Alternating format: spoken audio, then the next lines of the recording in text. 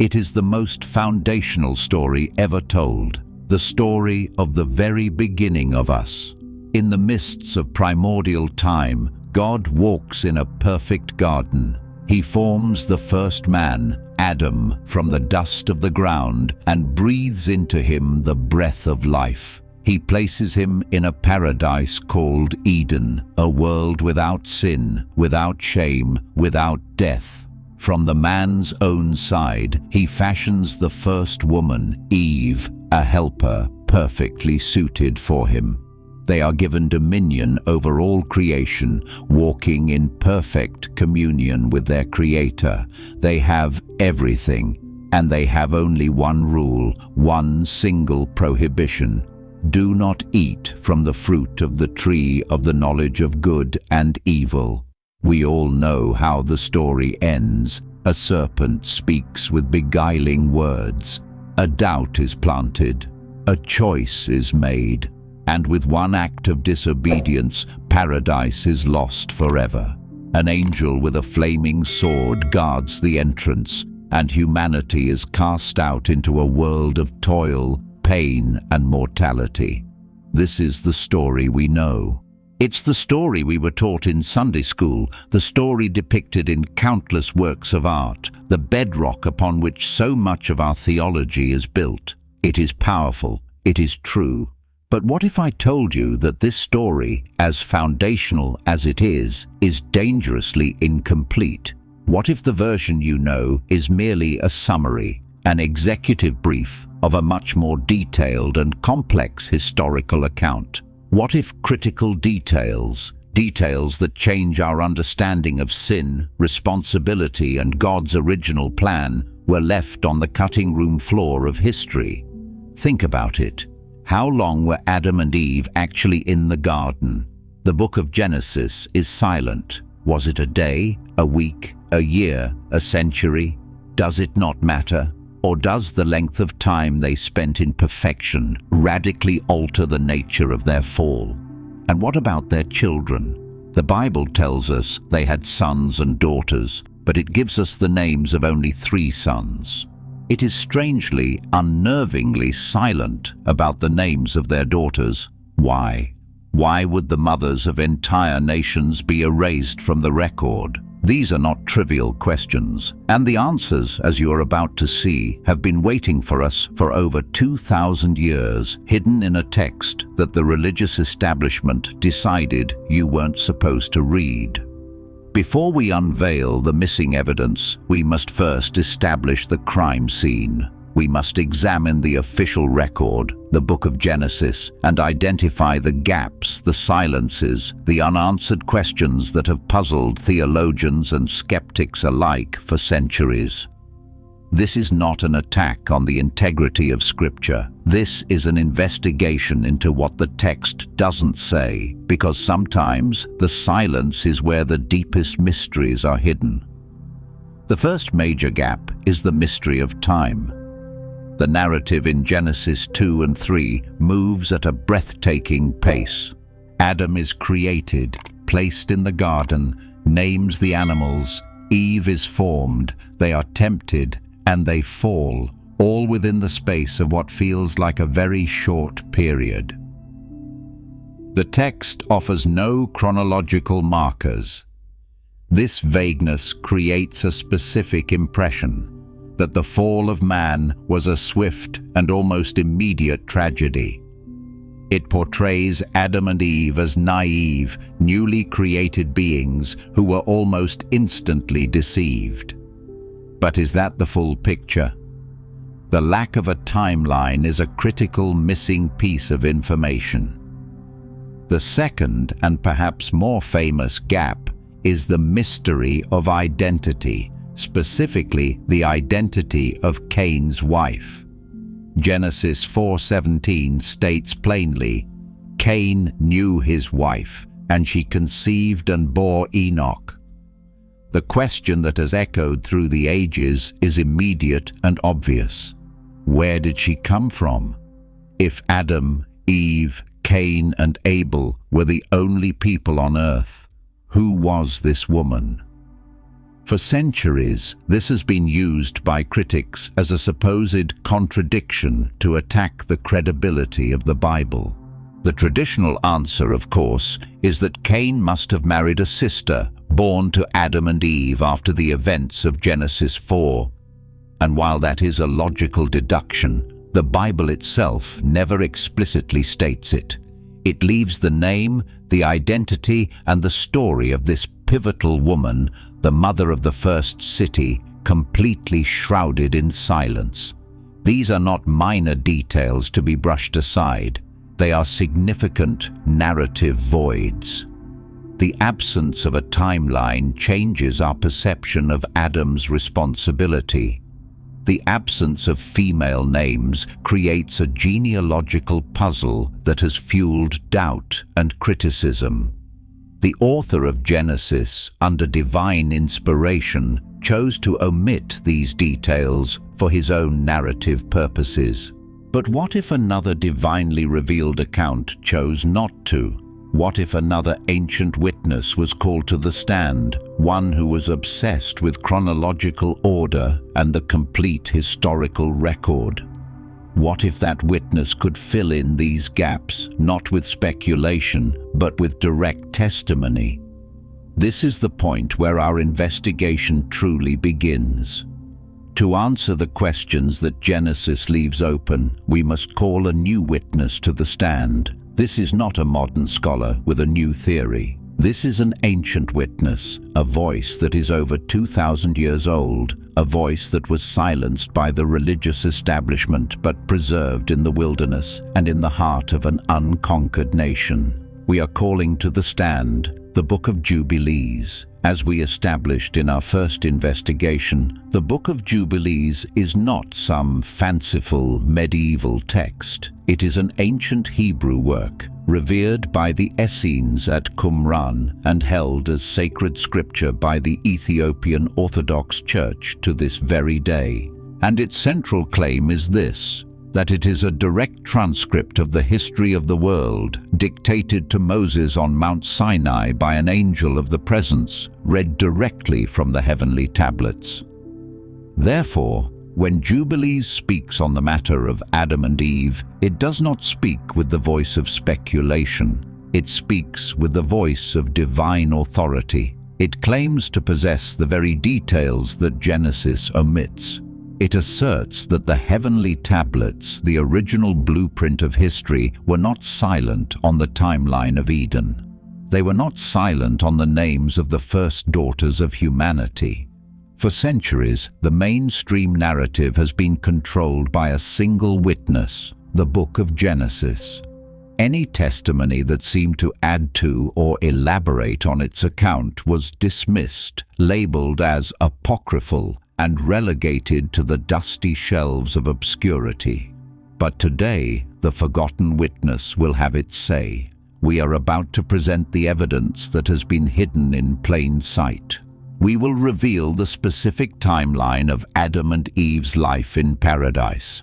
We will uncover the ceremonial protocols for entering the garden. And we will, once and for all, reveal the names of the daughters who were written out of the story. The prosecution of silence is over. The testimony of the heavenly tablets is about to begin. The first piece of evidence we submit from the testimony of the Book of Jubilees directly addresses the mystery of time. While Genesis leaves us to wonder about the duration of humanity's innocence, Jubilees draws a precise and unambiguous line. The heavenly tablets do not deal in vague timelines. They operate on a divine calendar.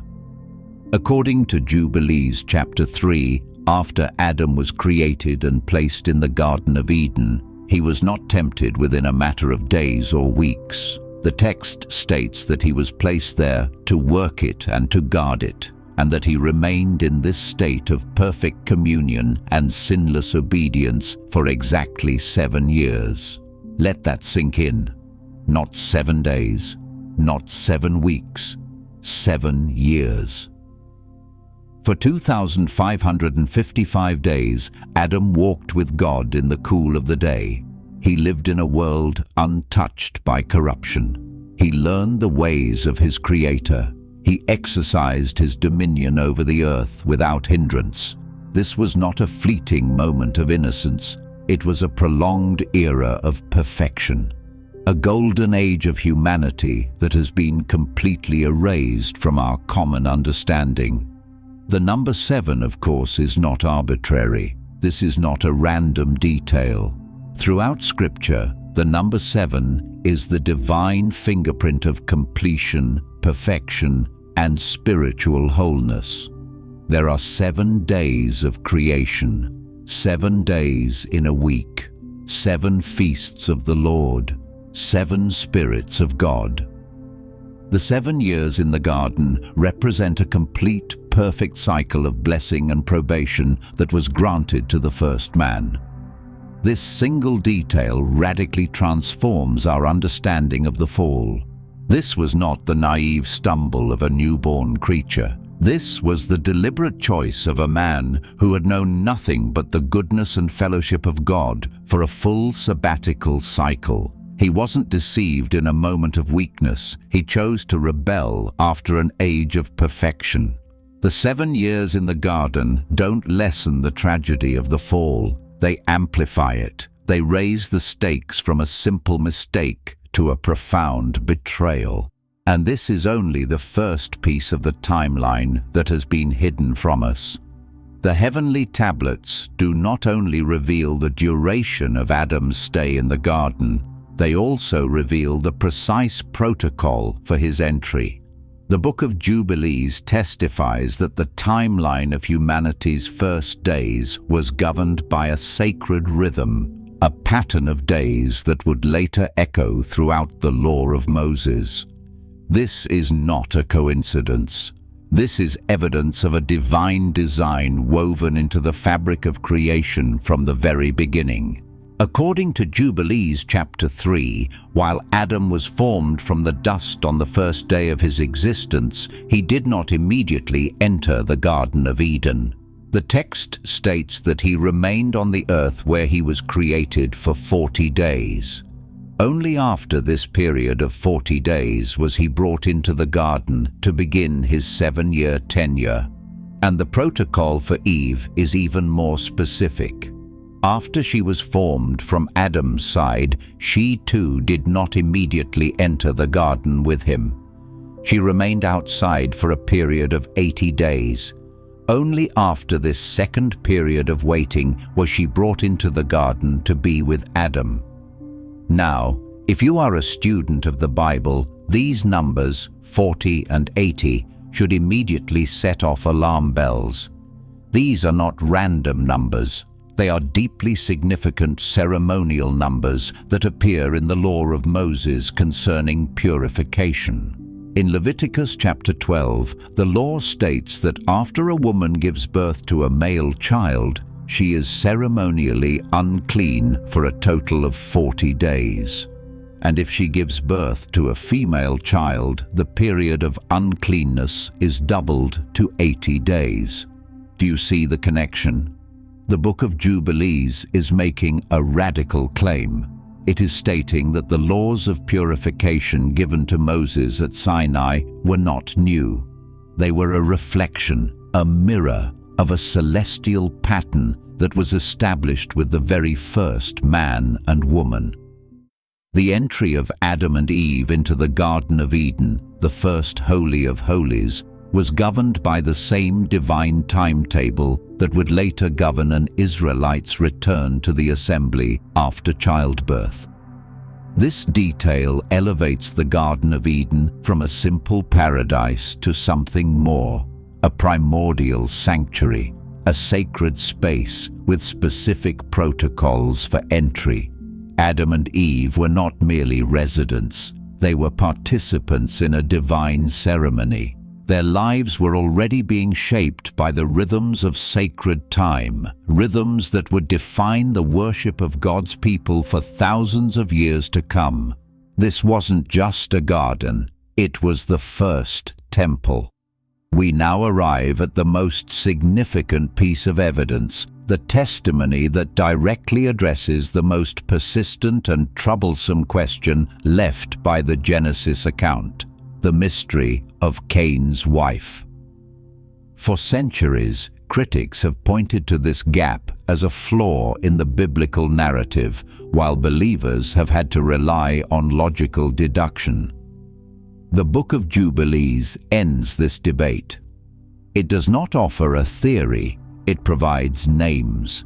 It restores to the historical record the identities of the first daughters of humanity, the women who were inexplicably erased from the mainstream account.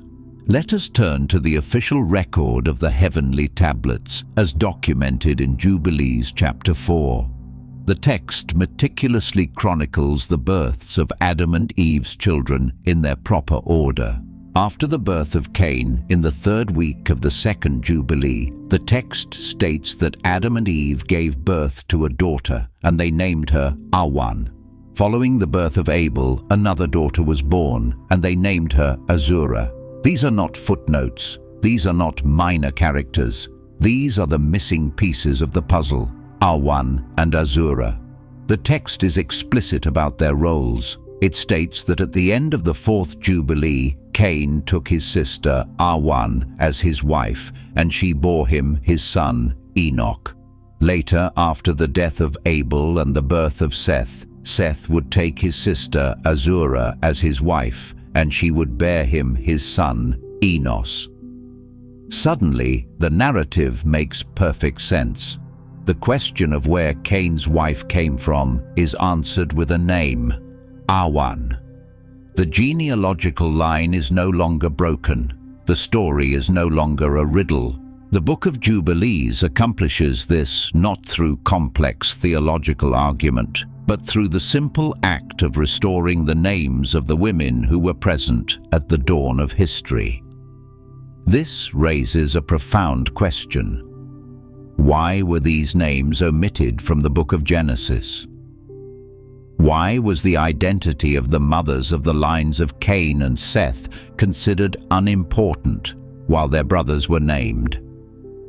Was it a simple matter of patriarchal record-keeping, or was it part of a larger pattern of minimizing the roles of women in the early narrative of faith? Regardless of the reason for their omission, the testimony of Jubilees is a powerful corrective. It reminds us that history is not just the story of men. Awan and Azura were not afterthoughts. They were essential. Without them, humanity would not have continued. By restoring their names, the Book of Jubilees does more than just solve a biblical puzzle. It restores a measure of dignity and importance to the forgotten daughters of Eve. The final piece of evidence we will examine from the heavenly tablets may seem like a small detail, a subtle shift in wording, but its implications are immense. It concerns the very first job description given to humanity, the divine mandate for Adam in the Garden of Eden. Genesis chapter 2 verse 15 states that the Lord God took the man and put him in the Garden of Eden to work it and keep it. The Hebrew words are abad and shamar. Abad clearly means to work, to serve, or to cultivate. Shamar can mean to keep, to watch over, or to preserve. In most English translations, this is rendered as a peaceful, agricultural task, the work of a gardener tending his pristine plot. But the Book of Jubilees, in chapter 3, uses language that carries a much stronger and more urgent connotation. It states that Adam was placed in the garden to work it and to guard it. It emphasizes the second aspect of the word shamar, not just to keep, but to guard, to protect, to defend. This is a critical distinction. You do not need to guard something unless there is a threat. You do not post a sentry at a gate unless there is an enemy outside. The subtle emphasis in Jubilees radically changes our perception of the primordial world. It suggests that the Garden of Eden was not an isolated bubble of perfect safety in a neutral universe. It was a holy sanctuary, a fortress of divine order, surrounded by an external reality that was already hostile. From what did the garden need guarding? From the very forces of chaos and darkness that, as Jubilees has already established, were created on the first day. It suggests that the conflict between good and evil, the war between God's order and the adversary's chaos, did not begin with the serpent's whisper to Eve. It began before that. The enemy was already outside the gates. Adam's role, therefore, was not merely that of a gardener. He was a guardian, a sentry, a priest-king tasked with maintaining the sanctity of the world's first Holy of Holies. His mandate was not just to cultivate, but to protect. This reframes the fall in a new light. Adam's failure was not just a failure of obedience, it was a failure of vigilance. He was the watchman on the wall who allowed the enemy to breach the defenses. He failed in his first and most fundamental duty, to guard the sacred space that God had entrusted to him. This forgotten commandment adds a layer of martial and priestly responsibility to Adam's role, and it makes his subsequent failure all the more catastrophic. Now that we have presented the core evidence from the Book of Jubilees, we must move from what it says to why it says it. Why does this ancient text seem so obsessed with the very details that the Book of Genesis leaves shrouded in mystery? The answer lies in the fundamental difference in purpose and genre between these two sacred works. This is not a battle of which book is right and which is wrong. This is a battle against ambiguity, a battle for the very soul of the narrative. The Book of Genesis is a masterpiece of theological history. Its author, under the inspiration of the Holy Spirit, paints with broad, powerful strokes. The narrative is often concise, even sparse. Its purpose is not to provide an exhaustive day-by-day chronicle of events. Its purpose is to reveal foundational truths about the nature of God, the origin of humanity, the entry of sin, and the establishment of God's covenant. It is willing to tolerate ambiguity in the minor details to keep the focus squarely on the major theological truths. The silence of Genesis is not a flaw, it is a feature of its literary and spiritual genius. The Book of Jubilees, on the other hand, operates with a completely different agenda. It is not primarily a theological history, it is a legal historical chronicle. Imagine the difference between a great novel about a war and the official military after-action report of that same war. Both are true, but their purposes are different. The novel focuses on characters and themes. The report focuses on dates, names, and precise sequences of events. The author of Jubilees is writing as a lawyer, a priest, and a historian, all in one. His primary goal is to create a complete, airtight, and legally defensible account of history that leaves no room for doubt, no loopholes for skeptics, and no ambiguity for heretics. He is fighting a battle against the intellectual chaos of the Hellenistic world, a world that thrived on questions, doubts, and philosophical debate.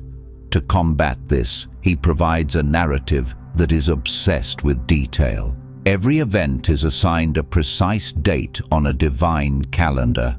Every significant female character is given a name to complete the genealogy. Every law is traced back to a primordial origin. This obsession with detail is a deliberate strategy. It is an attempt to create a version of history that is so complete, so internally consistent, and so chronologically perfect that it cannot be questioned.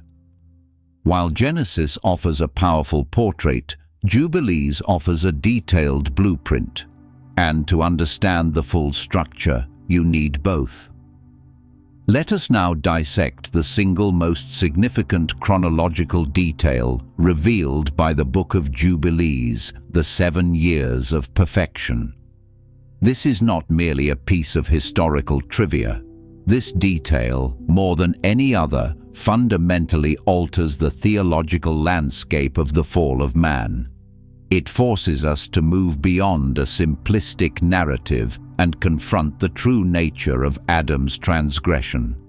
The traditional, though often unspoken, impression left by the concise narrative of Genesis is that of a swift and almost immediate failure. We see Adam and Eve as innocent, almost childlike figures, newly introduced to the world and quickly overwhelmed by the cunning of a supernatural deceiver. In this reading, their sin is a tragedy of naivete, a terrible mistake made in a moment of inexperience. But the testimony of Jubilees shatters this comforting image. By inserting 7 full years, 2,555 days of direct, uninterrupted communion with God, the narrative changes entirely. The fall is no longer the stumble of an infant. It becomes the deliberate, conscious rebellion of a mature adult. Think of what those 7 years entail. For 7 years, Adam walked with God. He spoke with God. He learned from God. He was sustained by God. He knew nothing but the perfect goodness, the unfailing provision, and the loving presence of his Creator. He was not ignorant of God's character. He was the foremost expert on it. He was not a stranger to God's voice. It was the only voice of authority he had ever known. This prolonged period of perfection raises the stakes of his choice exponentially. His sin was not a lapse in judgment made in ignorance. It was a conscious act of betrayal. He chose to trust the word of a newly arrived creature over the word of the God he had known intimately for 7 years. He chose to trade a proven reality of perfect fellowship for an unproven promise of self-deification. This makes the fall a far darker and more profound tragedy. It removes the excuse of naivete and replaces it with the stark reality of rebellion. Adam's sin wasn't just about eating a piece of fruit. It was about severing a relationship that had been nurtured and proven over a vast expanse of time. The 7 years in the garden, therefore, do not soften the blow of the fall. They sharpen it. They transform it from a simple mistake into a calculated act of high treason against the King of the universe. And understanding this is crucial to understanding the true depth of the corruption that sin unleashed upon the world. We now turn our focus to what is arguably the most practical and powerful contribution of the Book of Jubilees to the story of Adam and Eve, the definitive solution to the mystery of Cain's wife. For millennia, this single verse in Genesis 4 has been a stumbling block for believers and a favorite weapon for skeptics. Cain went away from the presence of the Lord, and he knew his wife, and she conceived. The question hangs in the air, a challenge to the coherence of the entire narrative. Who was she? Where did she come from? The silence of Genesis on this point has forced the creation of countless theories. The most common and logical explanation is that she was, of course, Cain's sister. But this is a deduction, an inference. The Bible itself never confirms it, leaving a frustrating void that allows doubt to fester. Critics have used this void to argue that the Genesis account is a myth, borrowing from a world already populated with other tribes and peoples. This is where the testimony of the Book of Jubilees becomes invaluable. It does not offer a theory, it does not make a deduction, it provides a name. By stating plainly that Adam and Eve's first daughter was named Awan and that Cain later took Awan as his wife, the author of Jubilees closes the case with the finality of a judge's gavel. This was not a casual act of storytelling. This was a deliberate legal and historical maneuver. The author of Jubilees was acutely aware of the perceived inconsistencies and problems within the Genesis narrative. He was writing to a world much like our own, where the foundational texts of the faith were under attack. His goal was to create a harmonized, seamless, and logically irrefutable account of history. By providing the names of Awan and Azura, he accomplishes several things at once. First, he directly refutes the arguments of skeptics by showing that the early human family was a complete and self-sustaining unit. Second, he normalizes the practice of sibling marriage in the earliest stages of humanity, a necessity for procreation that would only later be forbidden by the law of Moses once the population had grown. Third, he demonstrates his core thesis, that the version of history he is presenting, derived from the heavenly tablets, is more complete and more precise than the summary account found in Genesis. The naming of Awan and Azura is a perfect example of the mission of the Book of Jubilees. It is an act of restoration. It takes a perceived contradiction that has been a source of weakness and doubt for centuries and transforms it into a point of strength and coherence. It doesn't change the core story, but it reinforces its foundation, making it stronger and more defensible against the attacks of a skeptical world. The details provided by the Book of Jubilees, the 7 years, the names of the daughters, are profound. But perhaps the most theologically rich revelation is the one that is easiest to overlook: the ceremonial protocol for entering the garden, the 40 days of waiting for Adam and the 80 days of waiting for Eve. As we noted, these numbers are not random. They are the exact periods of purification required for a woman after childbirth in the law of Moses. The question is, why? Why would this specific legal echo exist at the dawn of creation? The answer is that the author of Jubilees is presenting a radical and powerful theology of sacred space. In this view, the Garden of Eden was not simply a geographical location. It was the world's first sanctuary. It was a primordial holy of holies, a space where the divine presence of God dwelt in a unique and tangible way, separating it from the rest of the common or profane world outside. Therefore, entry into this sacred space required a period of preparation, a ritual of separation, just as the priests would later have to undergo extensive purification rituals before entering the tabernacle or the temple. The 40 and 80-day periods were not arbitrary waiting times. They were the first acts of ceremonial law, establishing a fundamental principle. One does not simply walk into the presence of a holy God. One must be prepared. One must be set apart. This understanding transforms our view of Adam. He is not just the first man, he is the first priest. His role in the garden, as we will see, was not merely agricultural, it was liturgical. He was tasked with serving and ministering in this sacred space, maintaining its holiness and mediating the relationship between the Creator and the creation. The garden was his temple, and his obedience was his form of worship. This concept of Eden as a sanctuary also provides a deeper context for the fall. The sin of Adam and Eve was not just breaking a rule, it was an act of desecration. It was the defilement of a holy place. They brought impurity into the Holy of Holies, and just as a priest who violated the sanctity of the temple would be cut off, they too were exiled. They were cast out from the sacred space, away from the direct presence of God, a separation that would define the human condition from that moment on. By weaving the threads of the Levitical law back into the fabric of the creation story, the Book of Jubilees reveals a stunning consistency in God's plan.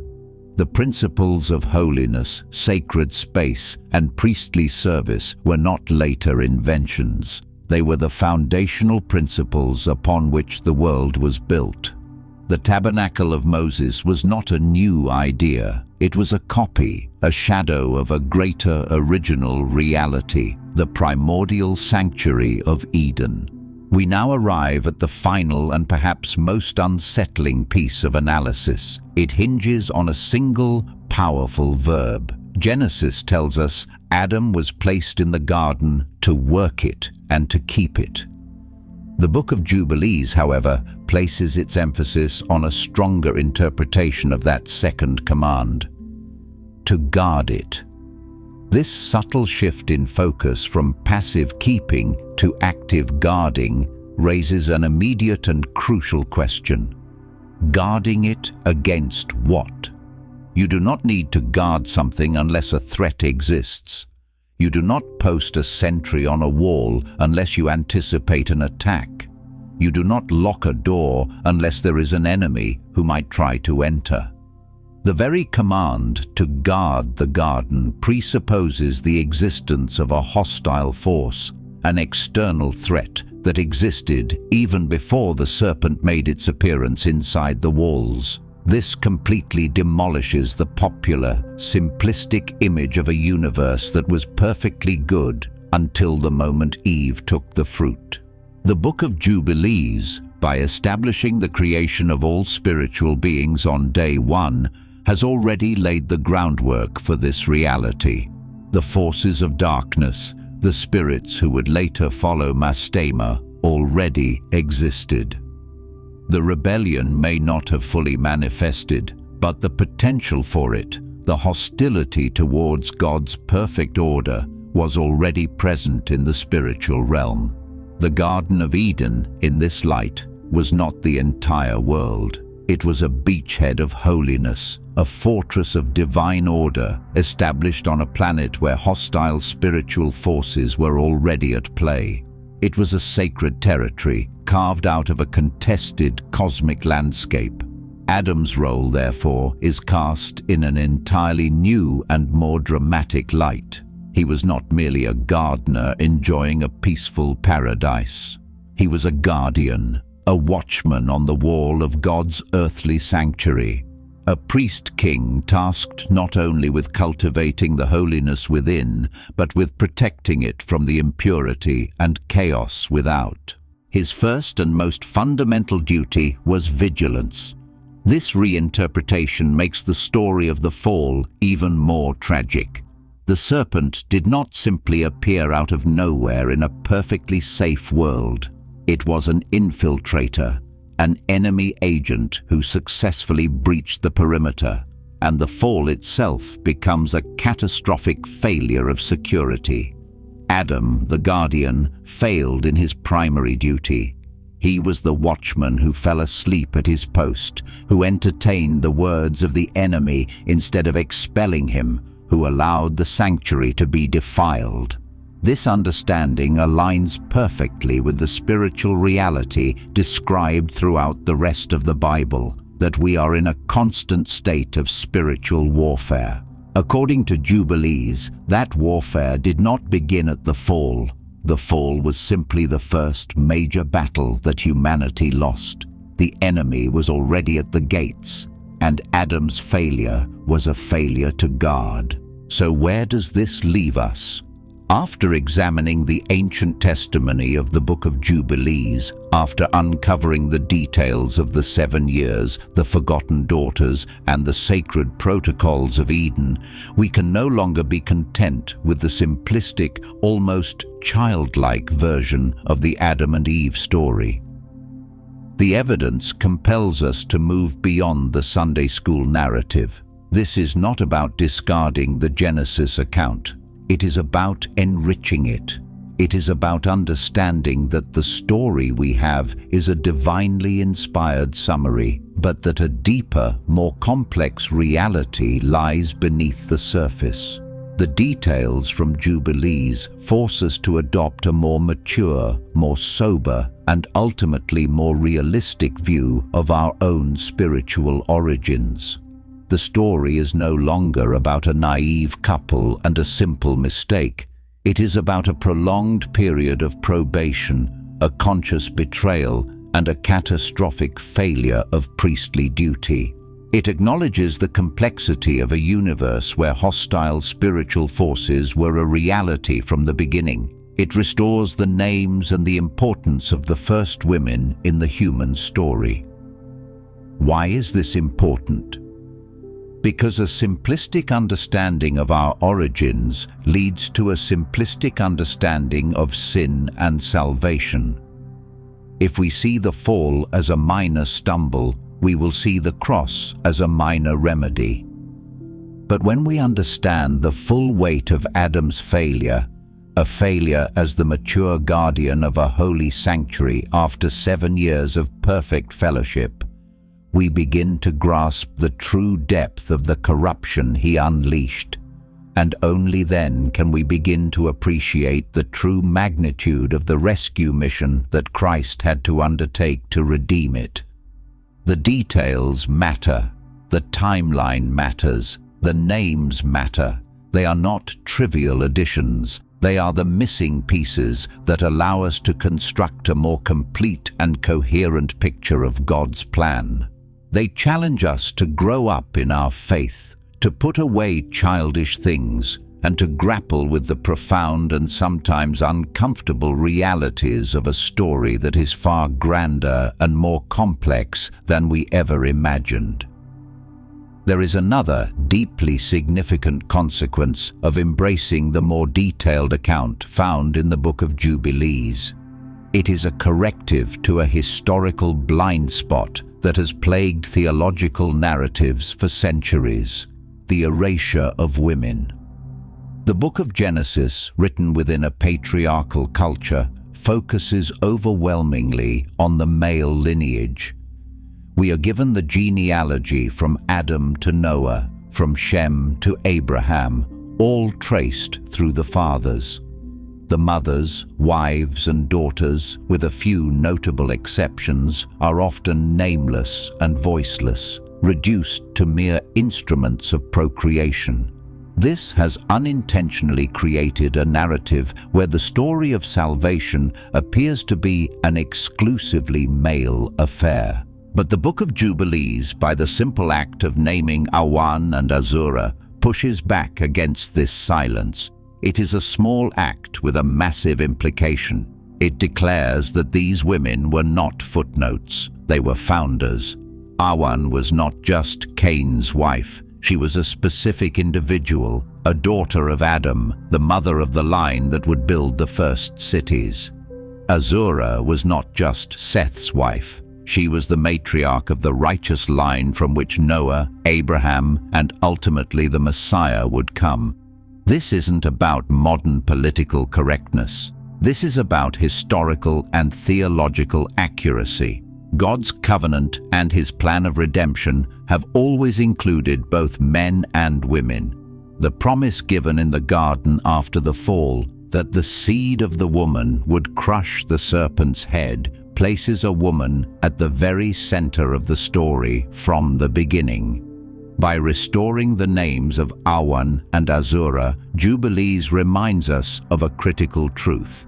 The story of the Bible is the story of families, and families are built by both fathers and mothers. The faith was carried, the covenant was passed down, and the lineage was preserved through the faithfulness, the resilience, and the suffering of women whose names have too often been forgotten. Reclaiming these details is part of reclaiming a more holistic and accurate understanding of God's work in the world. It reminds us that every individual, male or female, has a name known to God and a vital role to play in his unfolding plan. The heavenly tablets, it seems, did not forget the daughters of Eve, even if the earthly records did. So what is the ultimate takeaway from this investigation? It is a call to change the very way you approach the Word of God. For too long, many of us have been taught to read the Bible passively, to accept the surface-level story without question, to be content with the summary. But the existence of texts like the Book of Jubilees and the profound details they contain proves that there is so much more lying beneath the surface. This is a call to stop being a passive reader and to start being an active investigator. An investigator pays attention to the details. An investigator is not afraid to ask hard questions. An investigator is keenly aware of what is said, but is even more interested in what is not said. The silence of the Genesis account regarding the timeline and the daughters of Eve is not a dead end. It is a clue. It is a signpost pointing us toward a deeper mystery, inviting us to dig further. Your faith should not be a fragile thing, afraid of being challenged by new information or ancient texts. A true faith, a robust faith, is like that of the Bereans, who were considered more noble because they examined the scriptures every day to see if what Paul said was true. They did not just accept, they investigated. Use this investigation as a model. When you read the Bible, look for the gaps. Notice the silences. Ask the why questions. Why was this detail included, but not another? Why is this character named, but not that one? These are not acts of doubt. They are acts of deep engagement. They are the path to a richer, more profound, and more defensible faith. The mission of this channel is to equip you for this very task. We are here to show you that the story is deeper, the history is more complex, and the truth is more stunning than you have been led to believe. Do not be satisfied with the shallow end of the pool. The greatest treasures are found in the depths. It is time to reclaim the full story, and that requires you to become the investigator of your own faith. Our investigation into the lost history of Adam and Eve is now closed. We began with the silences of the Genesis account and followed the evidence to the ancient testimony of the Book of Jubilees. The findings are clear, and they are revolutionary. We have discovered that the peace of paradise was not a fleeting moment, but a 7-year era of perfection. We have learned that the garden was a primordial sanctuary with sacred protocols for entry and a divine mandate to guard it against an external threat. And most importantly, we have restored the names of the forgotten daughters, Awan and Azura, finally and definitively solving the mystery of Cain's wife. The story you thought you knew has been transformed. It is now deeper, more complex, and more theologically profound. The actions of our first parents carry more weight. The holiness of God is more tangible, and the scope of the spiritual conflict is revealed to be present from the very beginning. This is the power of looking beyond the accepted narrative and daring to investigate the evidence that has been left behind. But this is only the beginning of the story. Now that we have established the true identities of the key players and the real timeline of events, we are equipped to investigate the first crime in human history. The conflict that began with a forbidden fruit is about to escalate into bloodshed. Join us in our next investigation as we open the case file on Cain and Abel. We will move beyond the simple story of sibling rivalry and examine the evidence from Jubilees that reveals a far darker narrative. We will ask, what was the specific nature of Cain's sin that made his offering unacceptable? What was the true weapon used in the murder? And most chillingly, we will uncover the story of Cain's final judgment, a story of divine retribution and an ironic death that the Book of Genesis never told you. The investigation is far from over.